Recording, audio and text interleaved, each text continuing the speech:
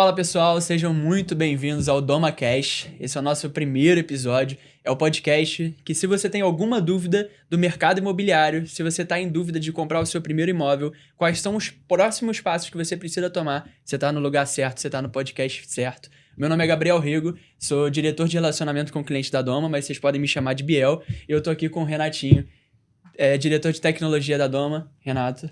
Pessoal, grande prazer estar aqui hoje. É uma honra estar participando do primeiro podcast aí, o DomaCast. Gostaria de agradecer ao Gabriel e o convidado que está aqui na minha frente, já vocês vão saber quem é. Perfeito. Então, só apresentando, essa pessoa tem pouco conhecimento de mercado, sendo extremamente irônico. O Wilton tem 15 anos de mercado imobiliário.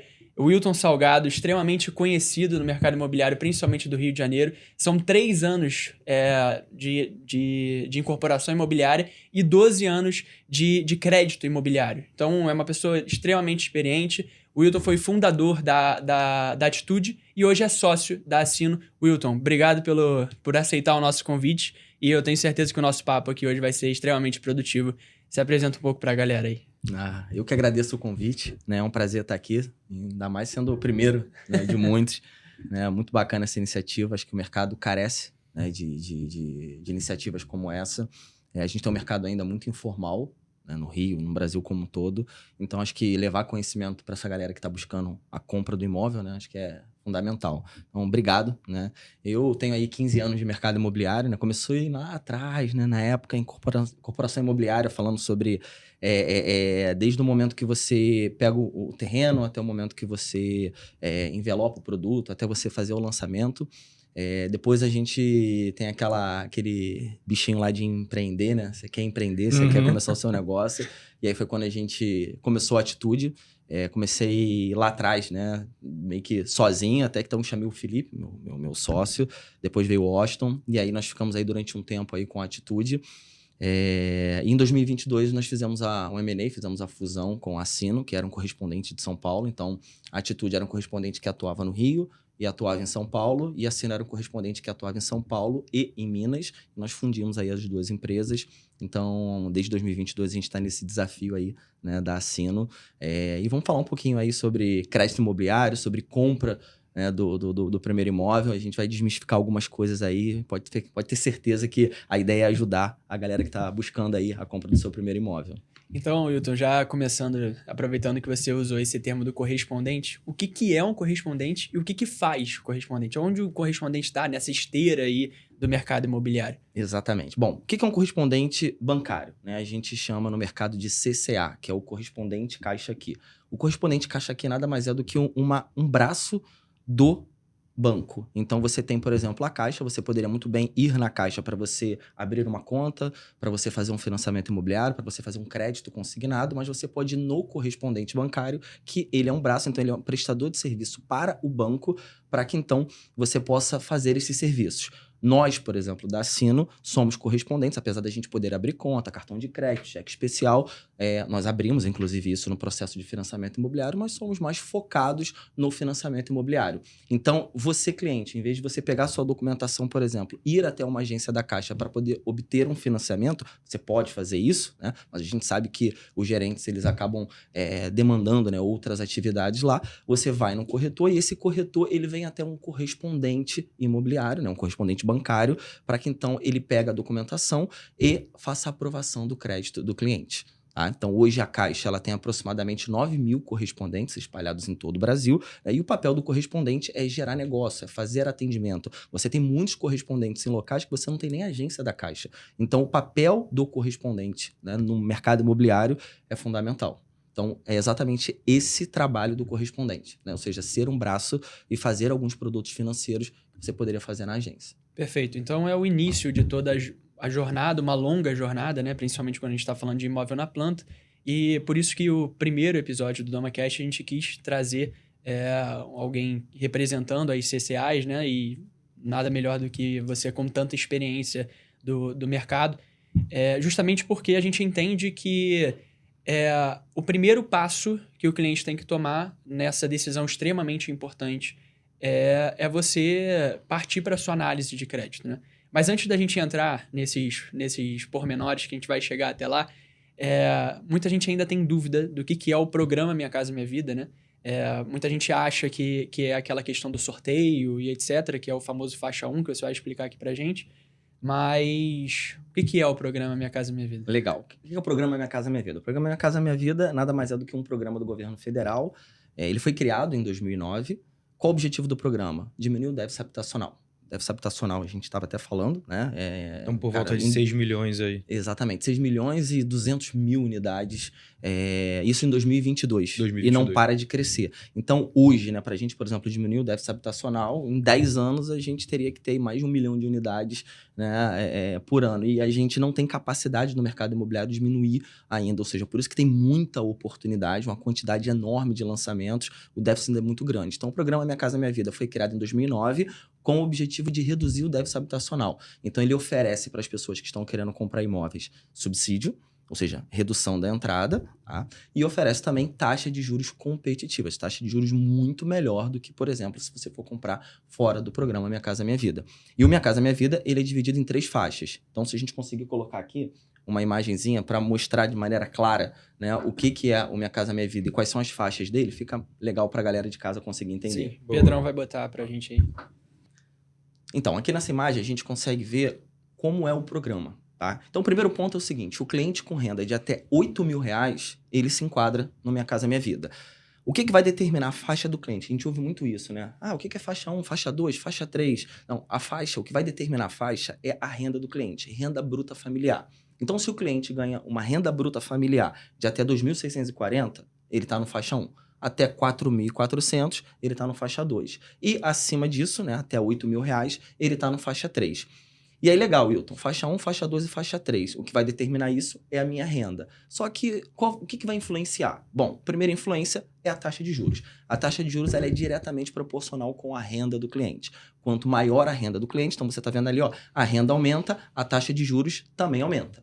Obviamente, o objetivo é para famílias com menor renda. Então, quanto menor a renda, menor a taxa de juros, tá? Outra influência é o subsídio que a gente cansa de ouvir, né? Então, eu vou ter subsídio? Bom, o subsídio é para pessoas que têm renda bruta familiar de até R$4.400. Então, até R$4.400, o cliente ele vai ter o subsídio. Às vezes acontece isso, né? Eu sempre vou ter subsídio? Não. O subsídio ele é inversamente proporcional à renda do cliente. Quanto maior a renda do cliente, menor o subsídio.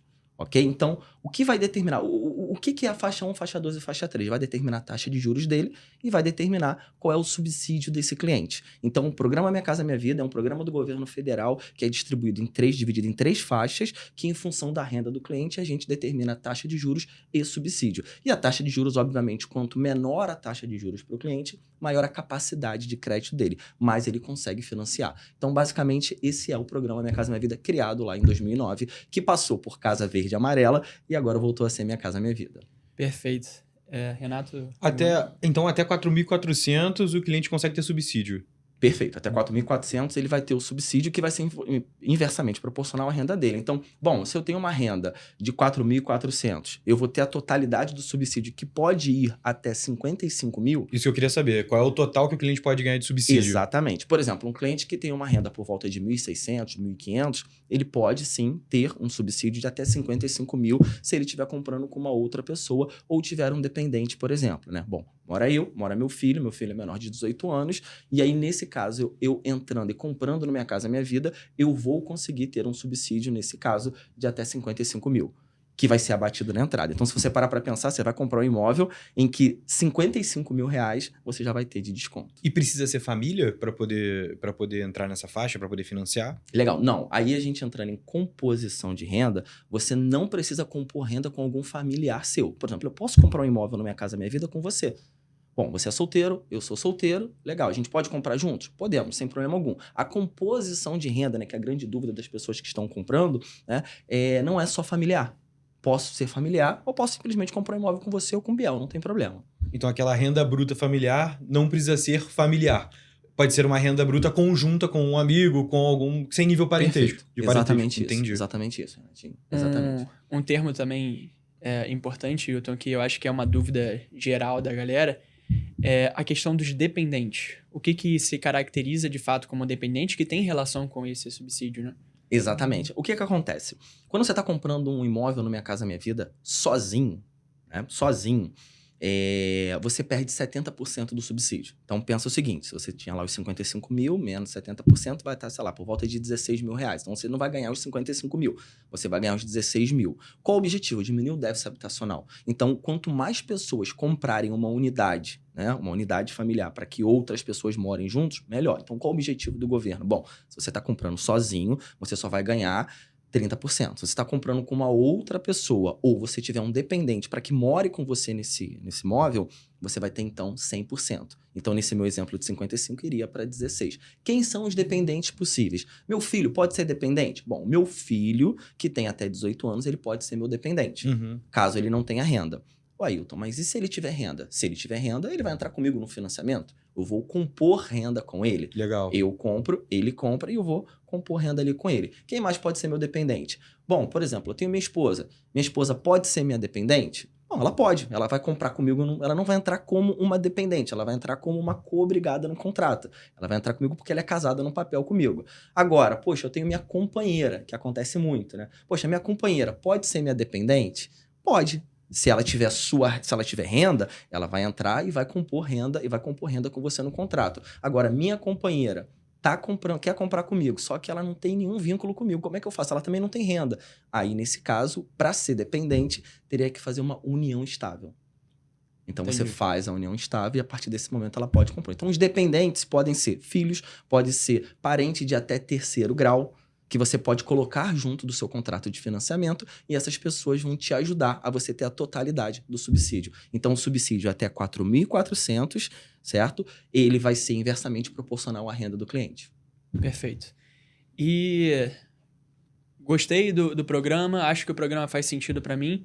Qual o meu primeiro passo que eu tenho que dar, que você já falou, é uma aprovação, buscar essa aprovação. Mas quais são os documentos necessários para que eu precise ter essa aprovação? Legal. Bom, muita gente acha difícil comprar um imóvel. Claro, porque é a primeira compra, né? Não é como você num shopping comprar uma blusa, né? Então, cara, como é que eu faço para comprar? Acho que o primeiro ponto é você buscar um corretor. Né? Você buscar um corretor de imóveis credenciado, né? Que tenha lá, que seja associado ao Cresce. Depois disso, o que ele vai fazer? Tá? Como é que é o fluxo de atendimento? Ele vai pegar essa sua documentação. Qual a documentação que a gente precisa? Identidade, comprovante de residência, estado civil e comprovante de renda. Geralmente, a comprovação de renda pode ser através do contra-cheque ou lerite, né? O contra-cheque ou lerite é a mesma coisa. Ou através, por exemplo, de renda informal. O que a gente acha, bom, eu trabalho aqui de maneira informal, eu tenho uma barraquinha aqui, vendo minhas coisas e tal. Poxa, eu não posso comprar imóvel? Muito pelo contrário, você pode comprar imóvel. E aí, nesse caso, você vai comprar o imóvel com a renda informal. E não tem problema, você pode comprar imóvel através de renda informal. Então, uma vez que você tem essa documentação, você dá para o seu corretor vai enviar para um correspondente bancário, como, por exemplo, a gente. O que a gente vai fazer? A gente vai pegar essa documentação, vai lançar no sistema do banco. Esse sistema do banco, ele vai no Sisbacen, que é o sistema do Banco Central, tá? Uma vez que vai lá no sistema do Banco Central, ele vai retornar com o comportamento de crédito do cliente. Ou seja, se o cliente ele está muito comprometido no cartão de crédito, se ele está no cheque especial, entre outras questões, e ele vai retornar com a capacidade de crédito desse cliente. O que é importante a gente entender? A Caixa não aprova financiamento imobiliário, ela aprova a capacidade de pagamento. Qual o máximo que você pode comprometer da sua renda? 30%.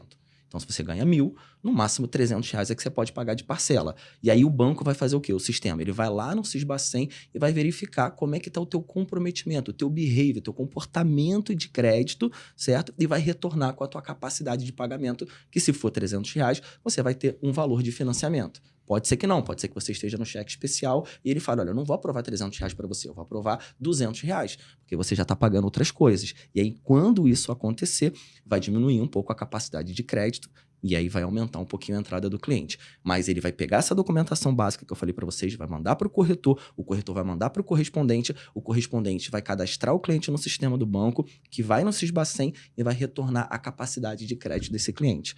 Uma vez com esse crédito aprovado, então ele retorna com o cliente. Renatinho, senta aqui que eu vou te explicar direito então como é que ficaram suas condições. Né? E aí ele vai definir bloco, unidade, por aí vai. Né? Então esse basicamente é o fluxo. Mas a documentação é identidade, né? o comprovante de estado civil, o comprovante de residência e o comprovante de renda, que aí dependendo do perfil do cliente, se ele é funcionário público, se ele é público ou privado, se ele é autônomo, exatamente, né? Vai ter uma comprovação específica em função do normativo do banco. Então, existe um normativo da Caixa, né, que é aceito ou não de documentação para que a gente consiga seguir com o financiamento imobiliário do cliente. Então, tá querendo dizer que a chave para você poder fazer o financiamento é, de fato, aprovar crédito.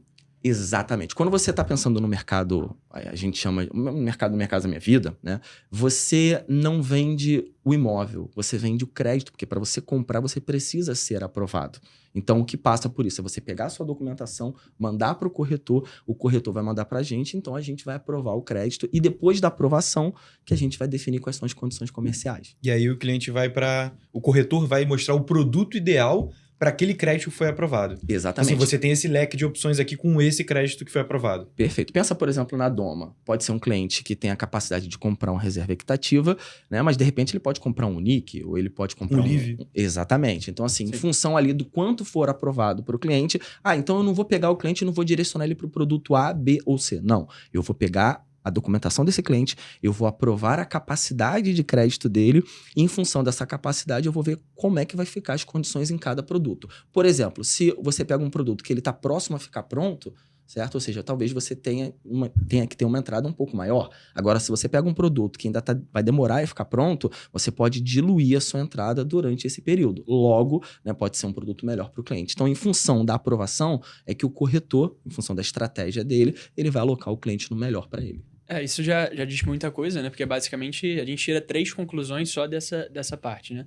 Que já tiram muitos mitos do mercado. Um é que renda informal não se aprova. Lógico que aprova. Sim. A gente consegue a aprovação. Outra é que é burocrático, é difícil você aprovar um crédito. Não, precisa de poucos documentos, né? São 5 documentos. 4 documentos. Né? Identidade, Sim. Renda, estado civil e residência. Sim, perfeito. Basicamente é isso. E uma outra questão que eu ia puxar esse assunto também é que os juros extremamente baixos com renda de até 8 mil, mas não quer dizer que o cara acima de 8 mil ele não consiga com a Caixa um financiamento com um bom crédito, com uma boa taxa de juros, né? Que no caso é o SBPE. Então eu só queria que você falasse um pouquinho sobre essa parte também, para o pessoal saber que por mais que ele tenha uma renda de 8 mil ou mais, né?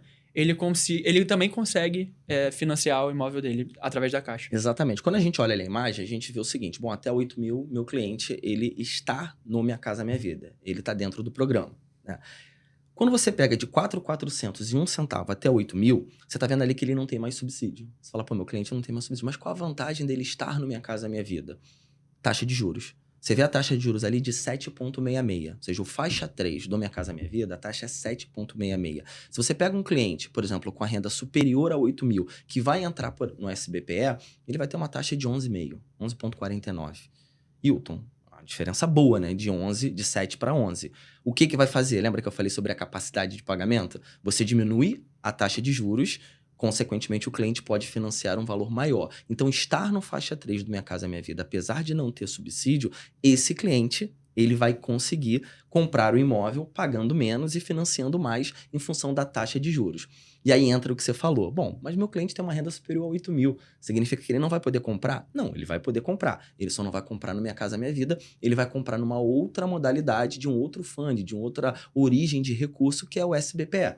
SBPE nada mais é do que Sistema Brasileiro de Poupança e Empréstimo. Então, o carinha que vai lá na Caixa, coloca o seu dinheirinho na poupança, a Caixa pega esse dinheiro para poder emprestar para pessoas que estão comprando no mercado imobiliário. Então, não é obrigatoriamente ele ter que comprar no Minha Casa Minha Vida ou não, né? Não é binário, né? Zero, não. Ele tem a outra forma que é através do SBPE para quem tem renda superior a 8 mil reais com uma taxa de 11,49, não vai ter subsídio, tá? Então é uma linha para os demais clientes. Então, do Minha Casa Minha Vida para o SBPE, o que muda é o recurso, né? No Minha Casa Minha Vida, o recurso vem de FGTS e no SBPE vem da poupança. Perfeito. Minha Casa Minha Vida vem do FGTS, né, do pote do FGTS, e o SBPE vem do pote da poupança. Legal. A origem de recursos é diferente. Contudo, entretanto, no Minha Casa Minha Vida, a gente viu que o faixa 3, legal, mas quando você está falando do faixa 2 e o faixa 1, você além de ter a taxa menor, você também tem o subsídio. Perfeito.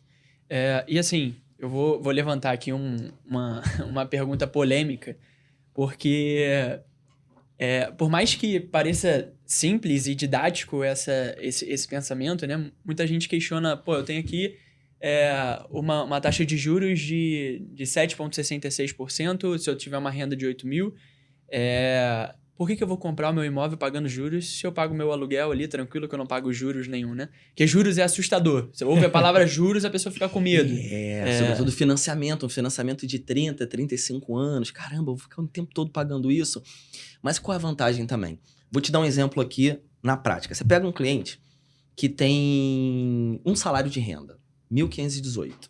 E aí você pega um outro cliente que também tem 1.518. Ou seja, 2 pessoas que ganham um salário mínimo. Ah, poxa, posso, não posso comprar? É só para quem tem renda alta? Não. Um salário mínimo, e aí você juntou 2 pessoas que têm um salário mínimo. Com isso, num imóvel, por exemplo, de 200 mil reais, você vai gerar uma entrada de aproximadamente 30 mil. Você vai ter subsídio, você vai ter uma taxa mais baixa. E, vamos parar para pensar aqui, a prestação vai começar em 840, 850 reais. E aí você entra na pergunta, poxa, será que vale a pena eu pagar um aluguel de, sei lá, vamos pensar no Jardim Primavera. Qual seria um aluguel médio em Jardim Primavera lá no Rio? R$1.500. R$1.500? Então, eu vou pagar um aluguel de R$1.500 no imóvel que não é meu. Agora, se eu for para Minha Casa Minha Vida, eu posso pagar. E esse exemplo que eu dei, 2 pessoas com salário mínimo vai ter uma taxa de 5% ao ano. E aí entra também na questão da taxa, né? A gente falou ali de 4,25 ali. Vai entrar ali, né, de 5% ao ano, tá?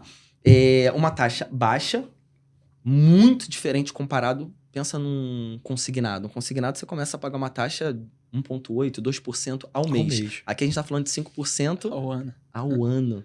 E aí vai me fazer pagar uma prestação de 840, que é muito mais barato do aluguel. Aí a pergunta que eu faço, não vale a pena você pegar a tua documentação, você que ganha um salário mínimo, enviar para o corretor e ver exatamente se você pode comprar?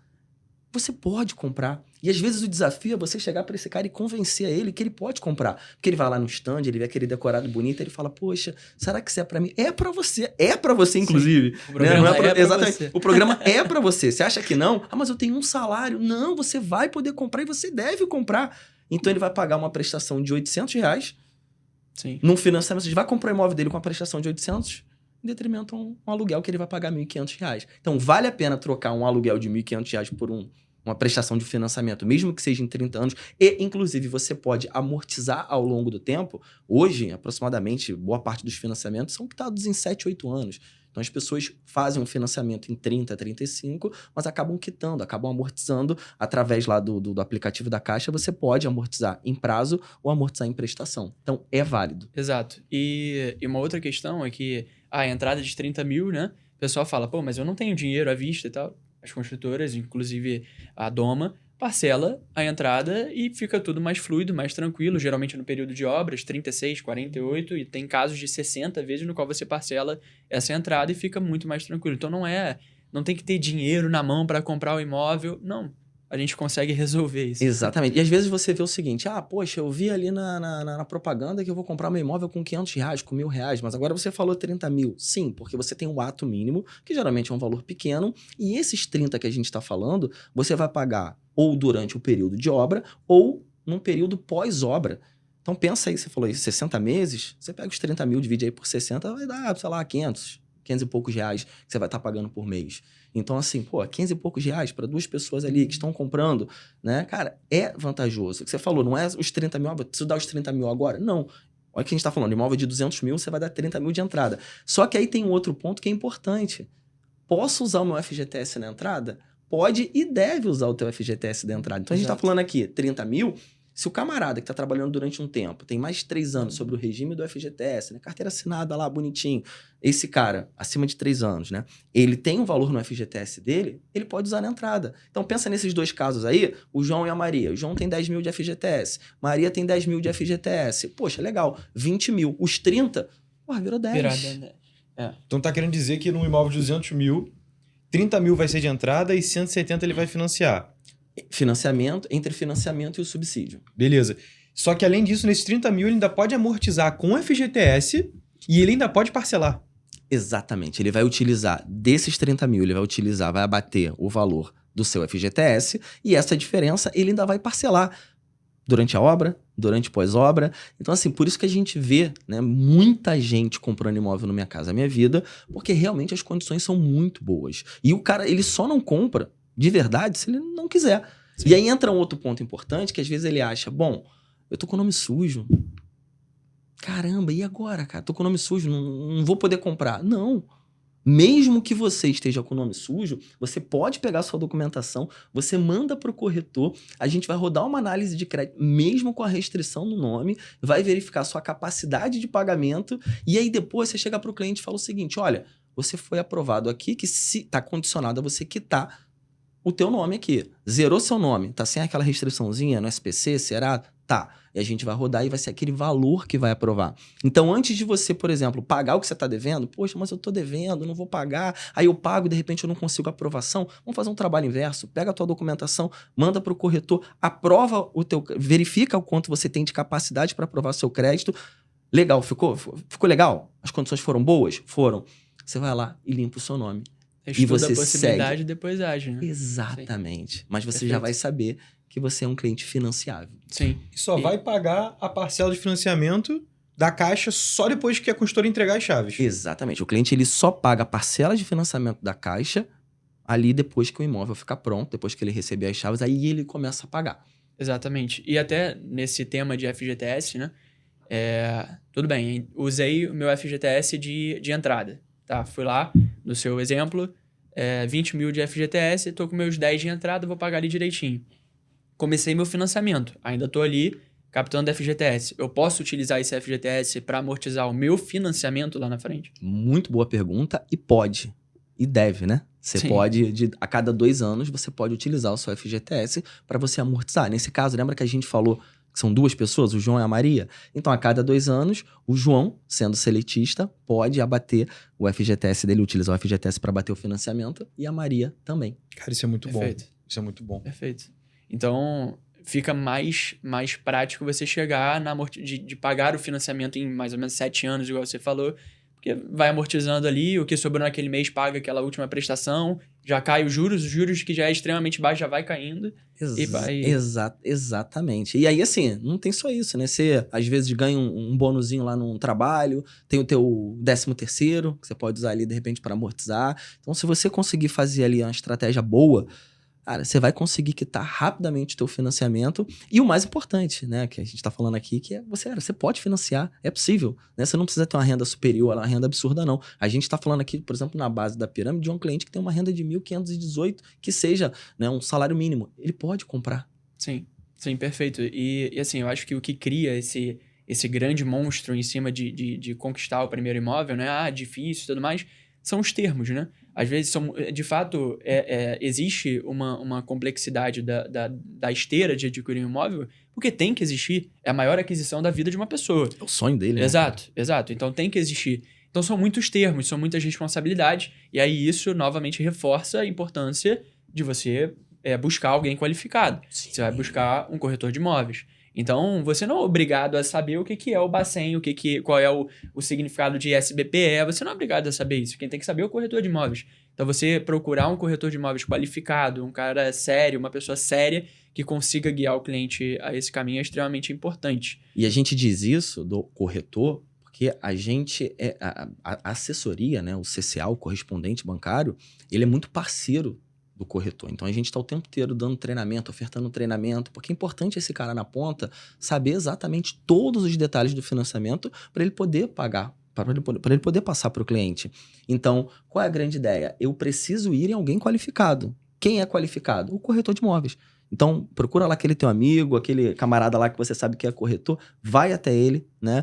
Tá com dúvida? Vai no stand de vendas. Vai lá no stand da Doma, dá um pulinho lá, vão ter vários corretores. Você não precisa, de repente, procurar. Vai lá no stand da Doma, vão ter vários corretores que vão te atender e vão ser qualificados para poder passar. E para você entender que comprar um imóvel não é difícil.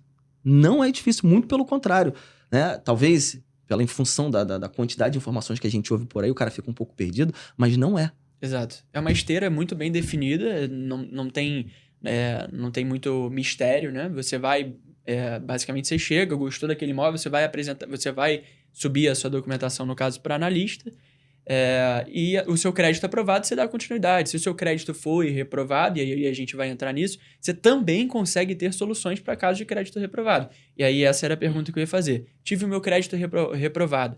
Tenho algumas possibilidades de reprovação. O que eu devo desistir? Eu devo largar tudo? Porque é fato, quando a gente quer comprar muito alguma coisa e a gente toma um balde de água fria, tipo... É uma frustração, né? Exato. O meu crédito foi reprovado. Eu não vou conseguir ter 200 mil na mão. Calma, peraí. Daqui a um tempinho, daqui a um mesinho, 2 mesinhos, 3 mesinhos, você vai poder comprar. Então, o que a gente... Tive o meu crédito reprovado, o que eu faço para eu aumentar a possibilidade dele ser aprovado? O primeiro ponto é o seguinte, né? Você que está querendo comprar um imóvel, você pode ficar frustrado durante aquele momento ali que seu crédito foi reprovado, né? Porque a gente acha, poxa, mas meu crédito não foi reprovado. A Caixa não é obrigada a aprovar o meu financiamento? Não. A Caixa, apesar de ser um banco público e querer diminuir o déficit habitacional, ela precisa manter as suas questões, as suas margens financeiras. Então, ela não vai dar crédito para qualquer pessoa. Ela quer analisar o comportamento de crédito dessa pessoa. Legal, Wilton, meu crédito foi reprovado. O que eu faço? Eu desisto? Não. Eu estava até dando um exemplo aqui que a gente teve um cliente que ele tentou 16 vezes comprar, né? Caraca. E o primeiro corretor acabou, infelizmente, abandonando ele. O segundo corretor acompanhou esse cliente em todas as avaliações e ele conseguiu comprar o imóvel. Cara, foi muito legal. É bonito você chegar ali na hora, assinar um contrato de financiamento e você saber que daqui a 1 ano, 2 anos, quando esse cliente receber as chaves, ele vai ter o lugar dele, sabe? A casa dele, o lar dele, né? Isso é muito legal.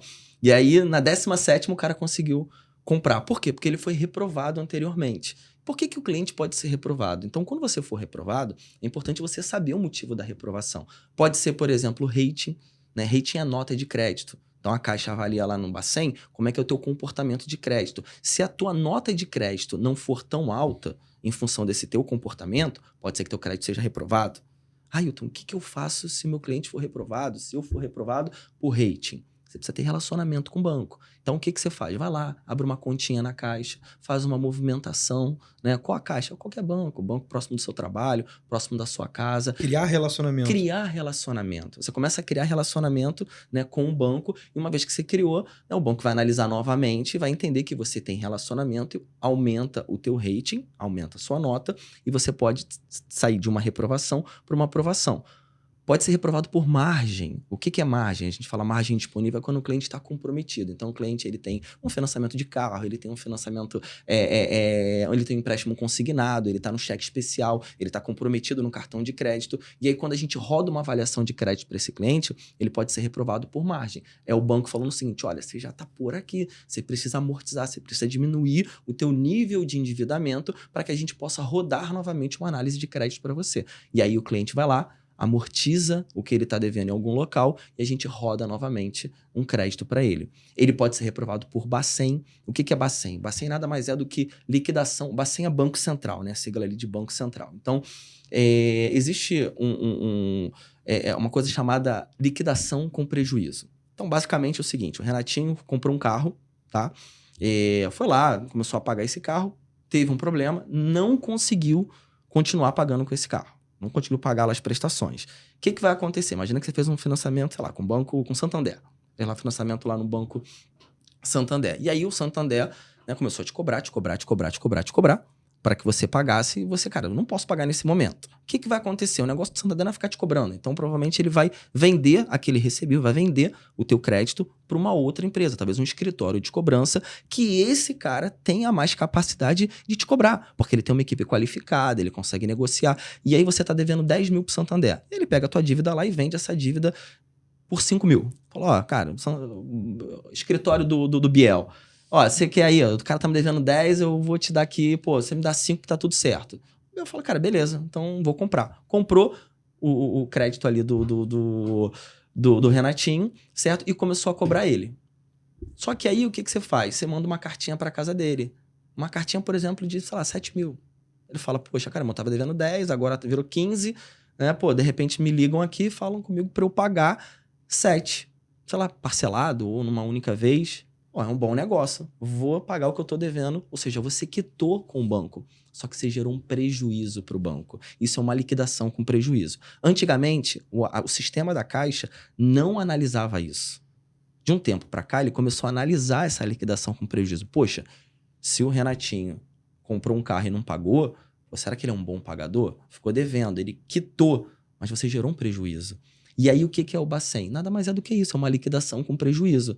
E aí, se você me entrega a tua documentação e eu sou o teu corretor, eu vou entender junto com o registrato. O registrato nada mais é do que um documento que você tira no site do Banco Central com a minha vida financeira, no caso, a sua vida financeira. E aí a gente vai conseguir entender o teu nível de endividamento. Eu sei o teu nível de endividamento há 30, 60, 90, 180 dias. Eu consigo ali verificar onde você tem uma liquidação com prejuízo e observei que foi onde? No Santander. E aí eu vou falar com você, Renatinho, vamos lá no Santander e vamos tentar entender quanto você está devendo para que você consiga, então, ou fazer uma negociação ou quitar o valor lá. O negócio é você quitar o valor e o Santander tirar o seu nome daquela liquidação com prejuízo.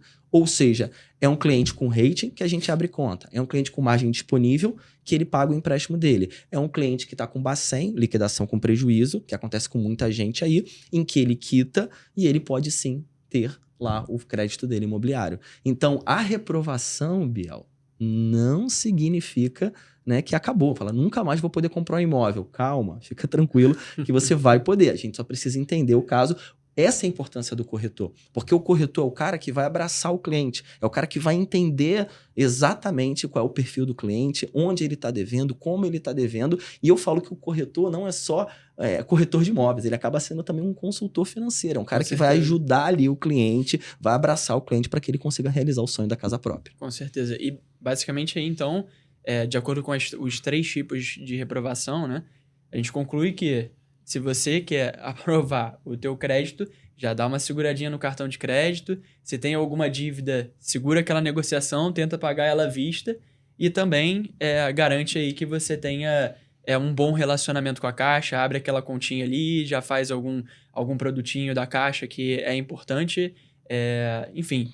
E uma dúvida bastante importante e que a gente entra numa parte um pouquinho mais técnica relacionada ao financiamento, mas que não é muito obrigação do cliente saber os termos, mas sim saber o quanto aquilo dali afeta no financiamento dele, principalmente em longo prazo, que é a diferença da tabela Price para a tabela SAC.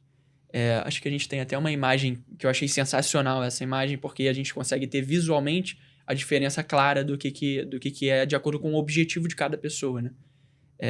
Então, basicamente isso. Então, Biel, essa imagem é legal que a gente consegue ver a diferença da tabela SAC e da tabela Price, né? Isso é tudo sistema de amortização. Então, SAC, sistema de amortização constante. Você consegue ver na barrinha ali que a amortização ela se mantém, ok? Uhum. E a prestação, ela decresce. Então, você vê ali que você está pagando muitos juros no início e esses juros vão diminuindo. Por isso que é interessante você, quando for amortizar, você amortizar de trás para frente. Então, a tabela SAC, ela decresce. Quando você vai fazer o seu financiamento imobiliário, você pode escolher se você quer o sistema de amortização constante ou se você quer a tabela Price. A tabela Price é o sistema francês de amortização que a gente fala, né? Então, você sempre paga o mesmo valor de prestação. Então, você está vendo ali que lá dentro inverte. Então, no início, você paga mais juros e menos amortização. O que é amortização? É o próprio financiamento. Uhum. Né? Então, por exemplo, se eu estou contratando um financiamento, vamos dizer lá, de 100 mil reais, né? Ou seja, 100 mil reais é a minha amortização, é o valor que eu preciso pagar. Só que ali tem juros. Okay? Então, você está vendo ali na Price que a minha prestação ela se mantém. Na prestação SAC, ela decresce. Qual é o melhor para o cliente? Geralmente, o cliente Minha Casa Minha Vida, tá? O melhor para ele é a tabela Price. Por quê? Porque na tabela Price, ele já começa a comprometer 30% da renda e ele fica o período inteiro comprometendo 30% da renda. Ou seja, aumenta a capacidade de crédito desse cliente, diminui a entrada dele, certo? Para financiamentos mais altos, no caso, por exemplo, SBPE, aí pode ser interessante a pessoa fazer na tabela SAC. Mas no financiamento imobiliário, no Minha Casa Minha Vida, você pode escolher ambos. Mas geralmente a Price vai ser a melhor tabela porque você vai conseguir financiar um valor maior. Mas o cliente pode escolher. Entendi. E é nesse momento aí também que o cliente, a partir do momento que ele escolhe a tabela dele, pela qual ele vai pagar o financiamento, que ele vai conseguindo fazer o pagamento das parcelas antecipadamente, que a gente tinha falado anteriormente. E aí ele vai conseguindo antecipar para pagar o financiamento em menos tempo. Exatamente. Como é que funciona na prática? Depois que ele fizer o financiamento dele, ele vai baixar o aplicativo de habitação da Caixa e lá, entre várias outras funções, ele vai ter a de amortização. Então ele vai poder escolher se ele quer amortizar num prazo, diminuindo as prestações lá de trás, né, para frente, ou se ele quer no valor da prestação. Né? O ideal é que ele amortize de trás para frente, diminuindo a quantidade de prestações. Tudo isso pelo aplicativo do banco, pelo aplicativo da Caixa, ele consegue fazer isso.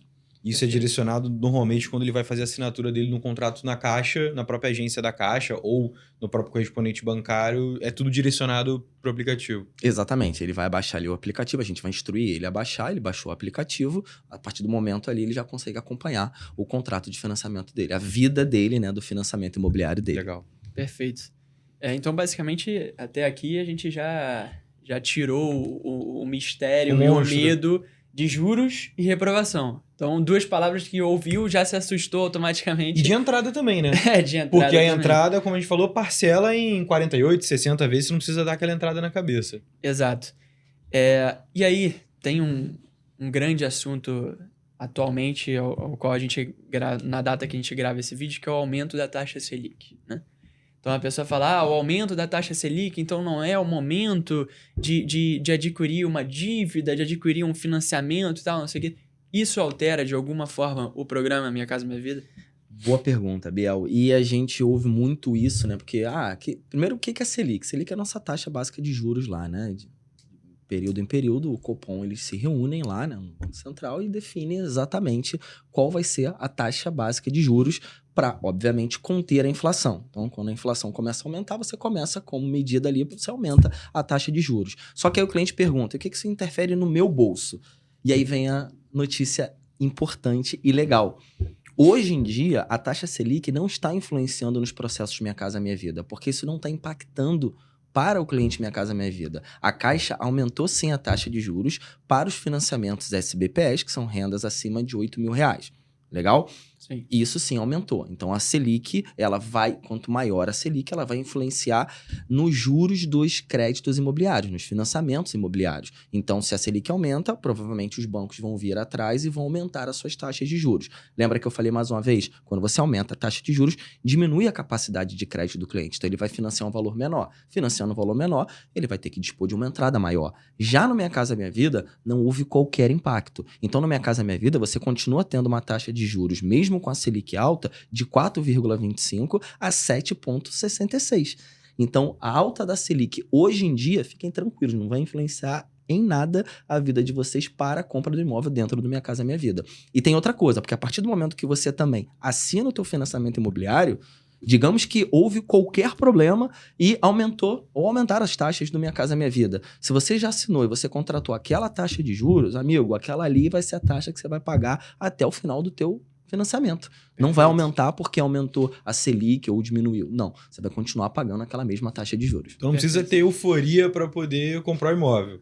Minha Casa Minha Vida vai garantir aquela taxa de juros anual, não precisa sair correndo. Se quiser sair correndo... Bom sair correndo, bom sair correndo, exatamente. A gente tá falando isso aqui hoje. Hoje não tá impactando, e amanhã a gente não sabe. Assim, acelera um pouquinho, mas você tá protegido aí pelo Minha Casa Minha Vida, né? Exatamente. Atualmente. E protegido em vários fatores, né? A Caixa é uma instituição muito séria, né?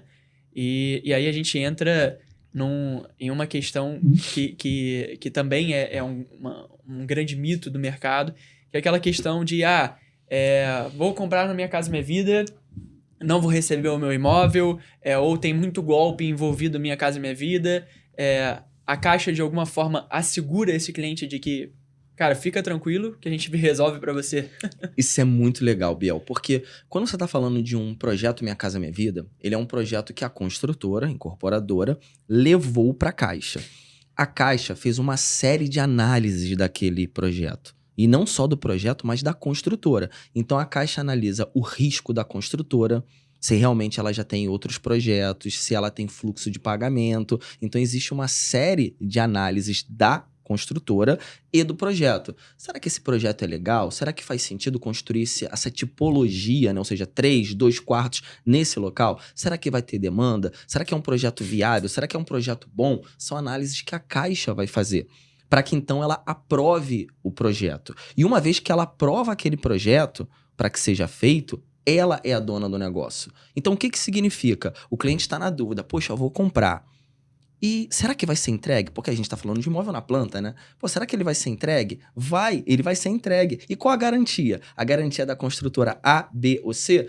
Não. A garantia é da Caixa Econômica Federal, o que traz muito mais segurança para o cliente que está querendo comprar. Então, vai ter golpe e tudo mais. Amigo, se você procurar um corretor especializado, um corretor que tenha Cresce, se você ir num stand de vendas e ser atendido de fato ali, né, por um corretor da própria construtora ou por um corretor de uma imobiliária parceira daquela construtora, né, e tiver a chancela da Caixa ali, né, a imagenzinha da Caixa, você pode ter certeza que você vai comprar e que se acontecer qualquer coisa com a construtora, ela simplesmente, a Caixa, vai colocar uma outra construtora e o seu imóvel vai ser entregue. Então, existe esse risco de eu não ter o meu imóvel entregue? Cara, não existe. Ele vai ser entregue. Sim. E eu acho que é importante o pessoal saber o quão complexo, né, e difícil é essa aprovação de um projeto na planta. Não é algo do dia para noite, não, decidi, comprei esse terreno aqui e vou construir na planta. Não, é uma análise séria, né? Isso que o Wilton está falando, inclusive. É o GERIC, então você precisa de uma aprovação da Caixa, você precisa ter os processos da construtora bem definidos através do ISO 9001 e diversas outras certificações, e que você precisa ser autorizado como empresa para conseguir fazer essa construção na planta. E também, quando a gente está falando de um projeto, ter toda essa aprovação prévia, seja da concessionária de energia, de concessionária de água, bombeiros e etc., para que você consiga construir. Então, não é algo simples. Trivial, né? Exato. É algo extremamente burocrático, complexo, que garante pro consumidor final que ele vai ter mais tranquilidade nesse quesito. Que é lógico que o mercado tem golpes, mas se você tiver gerido pela pessoa correta, por um corretor de confiança, por uma empresa gericada pela Caixa. Então, quando você for sentar numa mesa, pergunta, sua empresa é gericada pela Caixa? Porque isso já diz muita coisa. Exatamente. Não é simples o processo de incorporação, né? Você tem que fazer o registro da incorporação no registro de imóveis, né, competente ali da localidade. Para isso, você tem que ter uma série de documentos, você tem que ter quadro NBR, né? O registro da incorporação. Sim. Ali no registro da incorporação diz todo o histórico ali do a terreno, Bíblia ali, como né, vai ser. Exatamente. Então, ele vai, realmente, legal. Então, existe sim hoje mecanismos que geram segurança no cliente para que ele possa comprar o seu imóvel. Você fala justamente sobre isso, não é só a Caixa, né? Existem Sim. esses outros lados da incorporação que ajudam o cliente a se assegurar. Então, ele tem que entender que não só a Caixa, como a prefeitura tá autorizando a construtora a estar incorporando e construindo ali.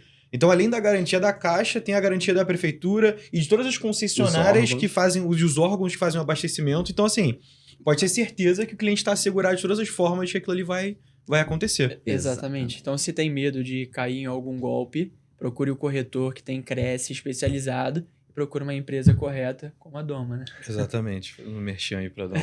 Exato. Tem que fazer, né? E aí surge uma dúvida que eu acho que é de muita gente também, que muita gente tem medo de você se comprometer num financiamento. Isso é um clássico, né? Você vai assinar um contrato, você fica sempre vendo ali se tem alguma coisa... Cláusula. Alguma cláusulazinha ali. Não, vou pagar um a mais. Não. E aí a dúvida é exatamente essa. Você adquirindo um imóvel no Minha Casa Minha Vida, o que você paga além da parcela do financiamento? Legal, vamos lá. Bom, vou fazer um financiamento imobiliário, vou comprar um imóvel. Quais são os custos que eu vou ter? Tá? Então, obviamente, você vai ter o custo do seu financiamento que você vai começar a pagar quando ficar pronto. Legal? Então, você vai fazer uma simulaçãozinha, você pode entrar no site da Caixa, fazer a sua simulação, você viu ali qual é a sua capacidade, se for aprovado a totalidade do seu crédito, e você vai ver como é que vão ficar as prestações. Bacana. Essas prestações você vai pagar de imediato? Não. Quando ela ficar pronta. Entendeu? Então, quando ficar pronto um imóvel, você vai começar a pagar. Legal. E aí, o que mais que eu pago? Você vai pagar a entrada, que geralmente é um ato mínimo ali. Existem momentos que eu não vou pagar absolutamente nada? Bom, a gente deu um exemplo do João e da Maria, que gerou 30 mil de entrada, certo? Digamos que o João tivesse 10 mil de FGTS e a Maria tivesse 20 mil de FGTS. Nenhuma entrada. Eles não têm entrada. Zerou a entrada. Então, existe eu comprar um imóvel no Minha Casa Minha Vida sem entrada? Existe. Existe sim. Né? Depende, obviamente, do teu fundo de garantia. Então, você pode comprar sem entrada, né? Ou você vai ter a sua entrada e o valor que você vai pagar da construtora. Digamos que nesse exemplo, você pagasse R$1.000 de entrada e você tivesse os 29 mil, você iria parcelar entre mensais, semestrais, anuais, né? Ao longo do período de obra ou período pós-obra. Então, você vai estar pagando aí o teu financiamento, você vai estar pagando essa entrada, sim ou não, tá? E você tem a documentação desse imóvel, tá? Essa documentação do imóvel, isso vai variar em função do RGI e também da cidade, porque algumas cidades você tem isenção do ITBI, né? E são coisas que às vezes as pessoas não sabem quando que vai pagar. Mas quando ela está comprando imóvel, né, ela precisa pagar o registro dessa escritura. O contrato da Caixa, quando a pessoa assina na Caixa, ele tem teor público. Então, você não precisa fazer uma escritura de compra e venda. Aquilo ali já vale como uma escritura pública de compra e venda. Você precisa pegar esse contrato, levar no RGI competente para você fazer a escritura. Isso tem um custo, tá? Vamos chutar aqui, um imóvel de 200 mil, 300 mil, você vai pagar aí de 2.900 a 3.000 reais, que muitas das vezes a própria construtora financia para você. E que muitas das vezes, né, ela paga para você. Exato. Então, dependendo do projeto, talvez você, inclusive, não vá pagar isso. E aí você tem o ITBI. Né? O ITBI, por exemplo, na cidade do Rio de Janeiro, é de 3%. Sendo que clientes Minha Casa Minha Vida são isentos. Dependendo da renda, por exemplo, a renda até 3 salários, ele é isento. De 3 a 6, ele paga 50% de ITBI, 1,5 só. Olha a vantagem que você ainda tem no Minha Casa Minha Vida, que você teria que pagar os custos de documentação do imóvel e eles são realmente facilitados. Muitas das vezes pela própria construtora, né? E pela prefeitura, para que mais pessoas possam comprar. Então, você com a renda de 0 a 3, você é isento do ITBI na cidade do Rio.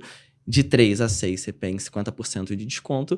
E de 6 a 10, você aí, né? Você tem a totalidade. A partir disso daí, você vai pagar, né, 100% aí do ITBI, os 3%.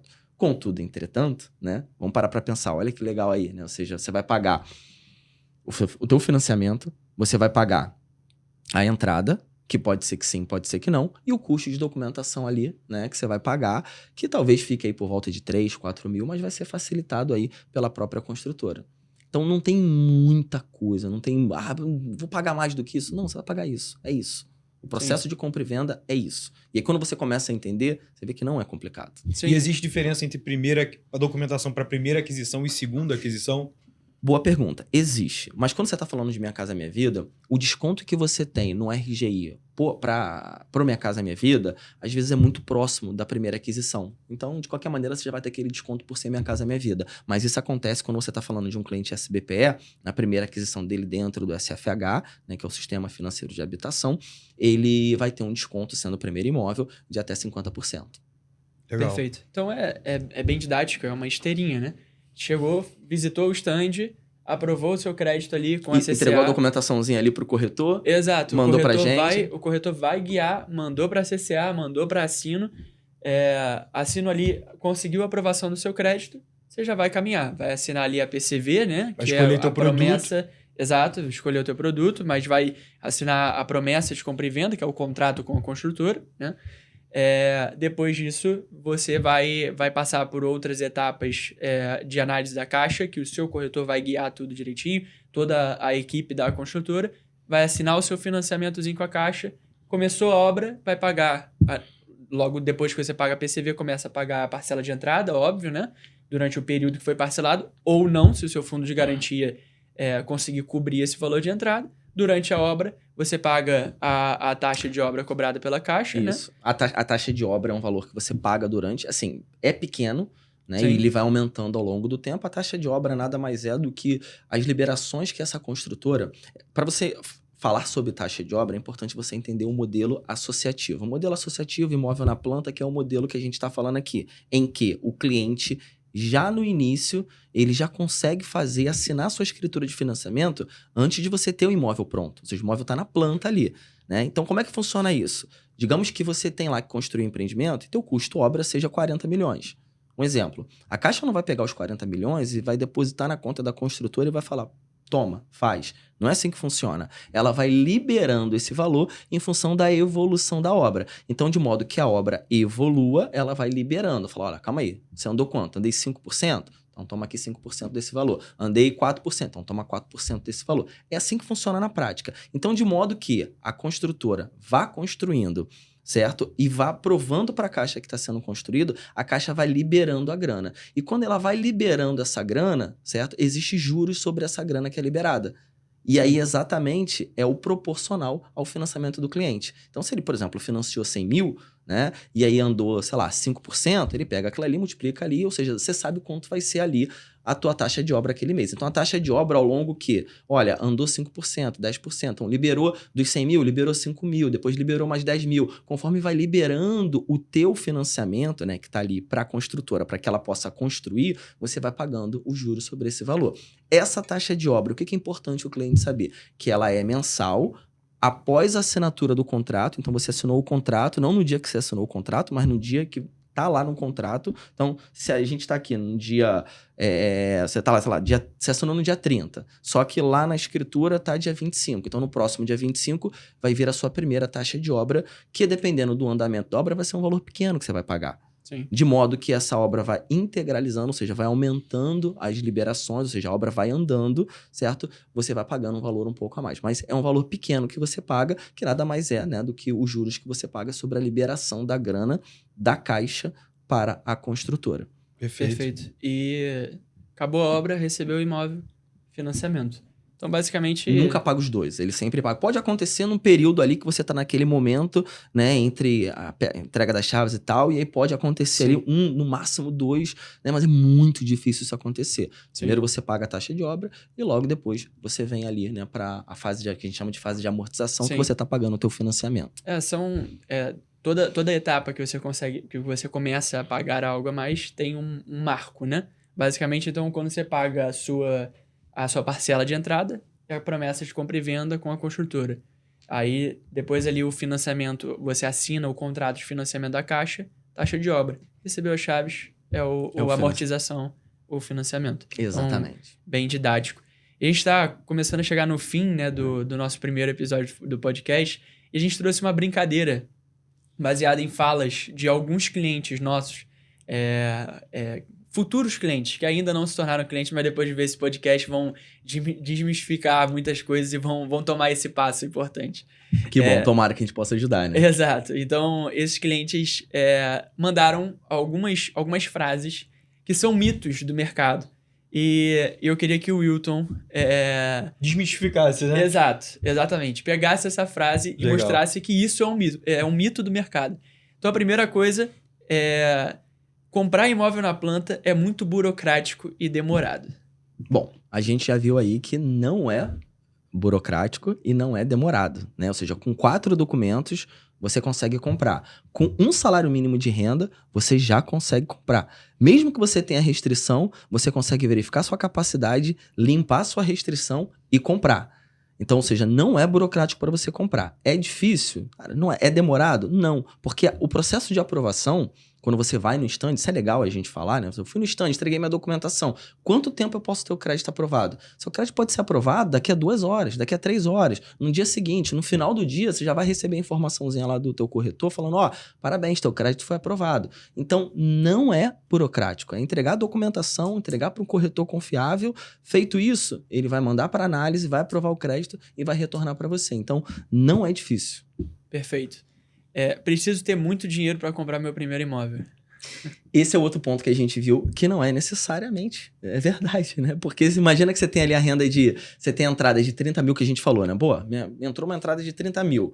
E agora? Como é que eu vou fazer? Você vai ter um ato mínimo, talvez de R$500, R$1.000, um valor pequeno, certo? E essa entrada que a gente está falando vai ser diluída no período de obra ou após obra também. Sim. Então, de fato, você vai conseguir. Você não vai precisar ter um valor enorme de entrada. Diferente, por exemplo, se você for comprar um imóvel usado, ou se você, de repente, for comprar um imóvel fora do Minha Casa Minha Vida, talvez, sim, você consiga, seja necessário, né, você ter um valor de entrada de 10%, 20%. Por quê? O banco ele só financia, a cota de financiamento do banco, né, de no máximo 80%. Então, por exemplo, um imóvel de 100 mil, o banco não vai financiar 100 mil. O banco vai financiar 80 mil, ao máximo.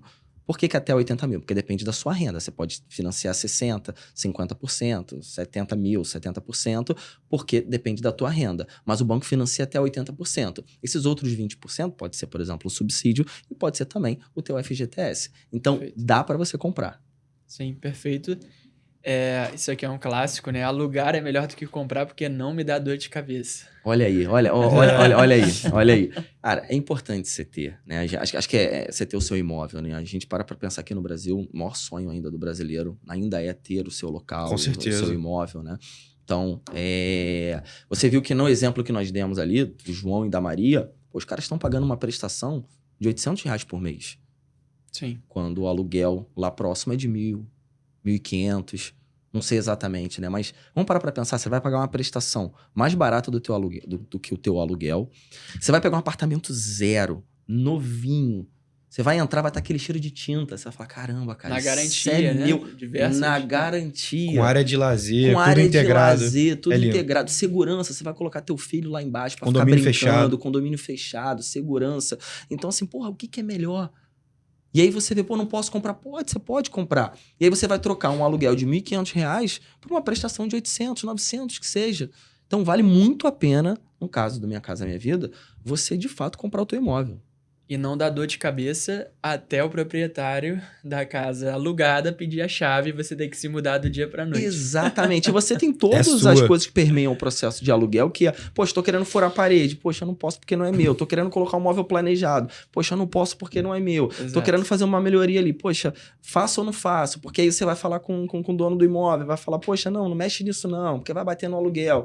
Agora não, você vai comprar ali, você vai trocar uma prestação mais alta por uma mais baixa no teu imóvel, que você vai fazer o que você quiser. Se você quiser pintar a parede rosa, você vai pintar a parede rosa, azul, amarela e problema, não tem essa. Perfeito. Exato. E é o que eu falo direto, principalmente para os clientes que visitam lá o nosso stand, é que o imóvel que você mora alugado não é seu. Então, a qualquer momento, você pode estar desesperado caçando outro aluguel e pagando mais caro do que você já paga hoje. Porque no desespero pode ser que você precise ter que aceitar algo ou numa qualidade inferior ou num aluguel mais caro. Então, é muito mais instável você morar de aluguel do que você conseguir adquirir a sua casa própria, sem contar a valorização de imóvel, que é um investimento extremamente sólido. Exatamente. Então, Bom, pesquisas dizem que dependendo do local, é claro, né? Existem algumas características que vão influenciar, mas é de 20% a 50% a valorização. Então, você comprou um imóvel na planta, ficou pronto. Digamos que valorizou 50%, né, cara? Você tem um imóvel ali que valorizou 50%, é o teu bem. sim. Então, assim, você pode vender, beleza, você pode vender amanhã, não tem problema. Às vezes as pessoas questionam muito isso, né? Eu tô comprando imóvel na Minha Casa Minha Vida. Posso vender, não posso vender? Sim, você pode vender, né? Sim. Existe alguns critérios que você, quando você vender, que você, por exemplo, se você teve subsídio, você tem que devolver o subsídio e tudo mais, mas você pode vender.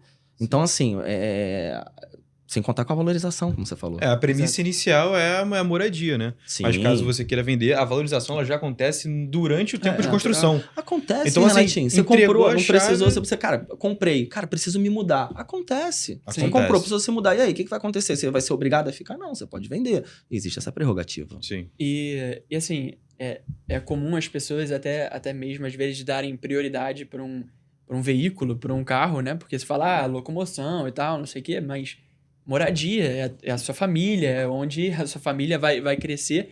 E o veículo, a cada ano, a sua tabela ali, a tabela FIP vai caindo.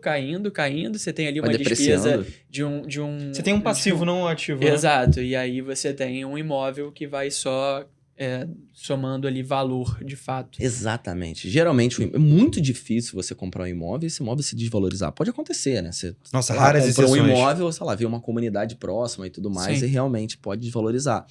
Mas na maioria das vezes, muito pelo contrário, você compra um imóvel, para pensar, por exemplo, Barra da Tijuca, Recreio, né? Quem comprou há muito tempo Nossa, lá de atrás, fato. hoje em dia o cara comprou. Eu lembro quando eu trabalhava lá na construtora, a gente vendia imóveis, por exemplo, ali no Rio 2 a 200 mil, 300. Caraca. Do preço do que hoje é o faixa 2, né? Exatamente, né? E hoje em dia quanto vale? Aquela ali não era nada. Então, cara, existe a valorização normal, né? Que vai acontecer. Então, cara, vale a pena. Com certeza.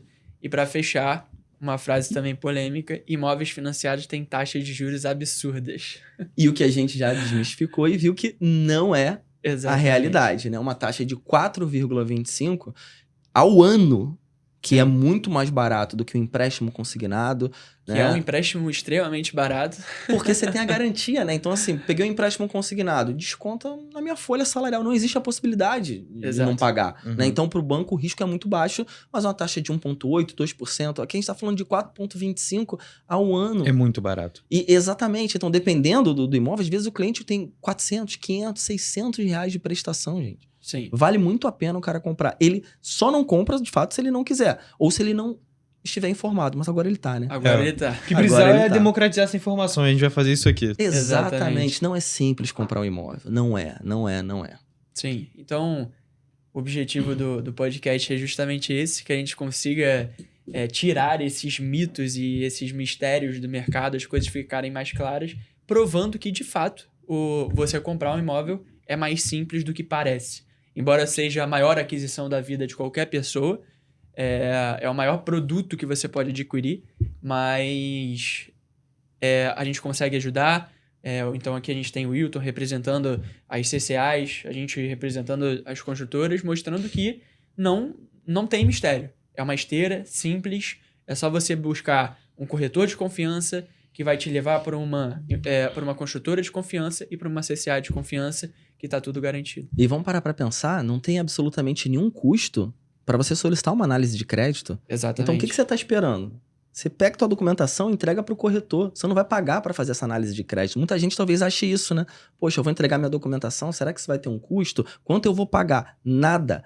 Pega teu documento, manda para aquele corretor de confiança, vai no stand de venda, disponibiliza ali para ele vai fazer uma análise de crédito sem compromisso, sem custo e vai voltar para você exatamente com a tua capacidade de financiamento para que então você consiga realizar o teu sonho da casa própria, né? Exato. E como forma de agradecer o Wilton por essa aula que a gente teve aqui hoje, queria dar o presente, Renato. Pô, ainda tem presente, Só cara? Tem presente. uma Tem que abrir o presente. Com certeza. Personalizada. Vamos aí. Esquecemos de dar no início. Muito legal, gente. Bom demais. Aí, Bacana, hein? gostou? Aí. Cadê? Vira pra Caramba. câmera lá, ó. Doma Maneiro. Cash. Pô, muito legal, gente. Primeira de muitos vai ficar marcado aí na história do Doma Cash, que eu tenho certeza que vai crescer muito. Vamos receber outros profissionais aí do mercado para não abordar só crédito, mas sim outras vertentes que também somam para o cliente poder ter a democratização da informação para de fato entender o que é comprar o primeiro imóvel.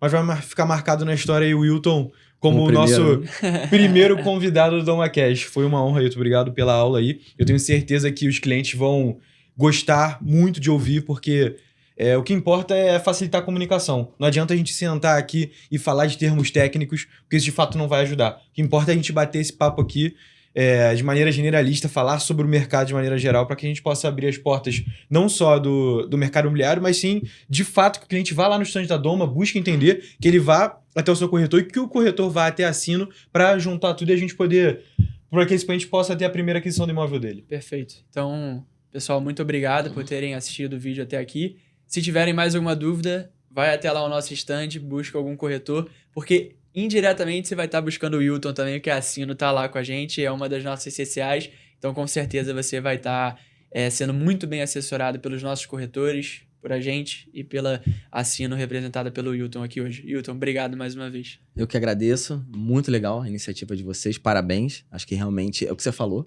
é a gente falar o português claro com o cliente que está querendo comprar. Né? A gente tem um déficit muito grande, vocês viram, né? Por mais de 6 milhões de unidades a nível Brasil. Só no Rio de Janeiro, mais de 500 mil unidades é o déficit na última vez que fizeram o levantamento. Então, assim, tem muita oportunidade. E muito cliente, como a gente viu, você falou a questão de desmistificar, né? Cara, é um barato isso, porque realmente tem muito cliente que acha que não pode comprar o imóvel, né? E realmente ele pode. Então, parabéns pela iniciativa. Obrigado, né, por participar desse primeiro. E aí eu tenho certeza que vai ser um sucesso, né? E muita coisa aí boa pra tá por vir. Legal, Obrigado, cara, de tamo verdade. junto. Tamo junto, obrigado. E obrigado aí pelo presente. Valeu. Fechou. Tchau, tchau, gente. Obrigado. Valeu, Até a pessoal. próxima. Valeu, Até gente. mais.